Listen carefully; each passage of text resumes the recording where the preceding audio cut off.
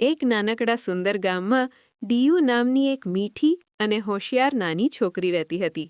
ડીયુને cartoon જોવું, ચિત્ર બનાવવું અને નવી નવી વસ્તુઓ શોધવી ખૂબ ગમતું. ડીયુના બે સારા મિત્રો હતા, નૈતિક અને પિયુ. ત્રણેય મિત્રો રોજ સ્કૂલ પછી સાથે રમતા અને નવી મસ્તી કરતા. એક દિવસ સ્કૂલમાં ચિત્રકલા સ્પર્ધા હતી. ડીયુને ચિત્ર બનાવવું બહુ ગમતું હોવાથી તે ખૂબ ખુશ હતી.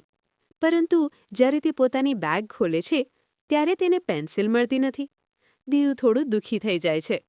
ત્યારે ક્લાસના એક ખૂણામાં તેને એક ચમકતી પેન્સિલ દેખાય છે. પેન્સિલ ખૂબ સુંદર અને રંગીન હતી. ડીયુએ તે પેન્સિલ ઉઠાવી અને કાગળ પર એક નાનકડું પંખી દોર્યું. અચાનક જ અજબ ઘટના બની. કાગળ પરનું પંખી હલવા લાગ્યું અને થોડા સમયમાં સાચું પંખી બનીને ઉડી ગયું. ડીયુ આ જોઈને ખૂબ જ આશ્ચર્યચકિત થઈ ગઈ. ડીયુએ તરત નૈતિક અને પિયુને બોલાવ્યા. જુઓ, આ પેન્સિલ જાદુઈ છે, ડીયુએ કહ્યું. મિત્રો પહેલાં તો માન્યા નહીં, પણ જ્યારે ડીયુએ ફરી એક મીઠું સસલું દોર્યું અને તે જીવતું થઈ ગયું, ત્યારે બંને મિત્રો ખુશીથી કૂદી ઉઠ્યા. હવે ત્રણેય મિત્રો મજા કરવા લાગ્યા. ડીયુએ ચોકલેટ, બલૂન અને રમકડાં દોર્યા અને બધું સાચું બની ગયું. આખું મેદાન રમકડાં અને રંગોથી ભરાઈ ગયું. બધા બાળકો ખુશ થઈ ગયા. પરંતુ અચાનક નૈતિકે મસ્તીમાં એક મોટો ડાયનાસોર દોરી દીધો. ડાયનાસોર પણ જીવતો થઈ ગયો અને જોરથી ગર્જના કરવા લાગ્યો. બધા બાળકો ડરી ગયા અને ભાગવા લાગ્યા.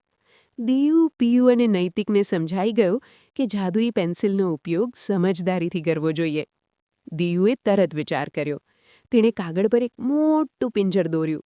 જાદુઈ પેન્સિલથી દોરેલું પિંજર સાચું બની ગયું અને ડાયનાસોર તેમાં બંધ થઈ ગયો.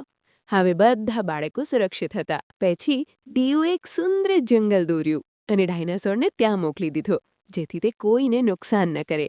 બધા મિત્રો ડીયુની બુદ્ધિ જોઈને ખૂબ ખુશ થયા. થોડી વાર પછી તે જાદુઈ પેન્સિલ અચાનક ગાયબ થઈ ગઈ. કદાચ તે કોઈ બીજા સારા બાળકને મદદ કરવા ગઈ હશે. ડીયુ અને તેના મિત્ર સમજ્યા કે જાદુ હોય કે શક્તિ, તેનો ઉપયોગ હંમેશા સારા કામ માટે જ કરવો જોઈએ. તે દિવસથી ડીયુ, નૈતિક અને પિયુ રોજ નવી નવી મસ્તી કરતા અને એકબીજાની મદદ કરતા. તેમની મિત્રતા વધુ મજબૂત બની ગઈ. મોરલ: જાદુ કે શક્તિ હોય તો તેનો ઉપયોગ હંમેશા સમજદારી અને સારા કામ માટે કરવો જોઈએ.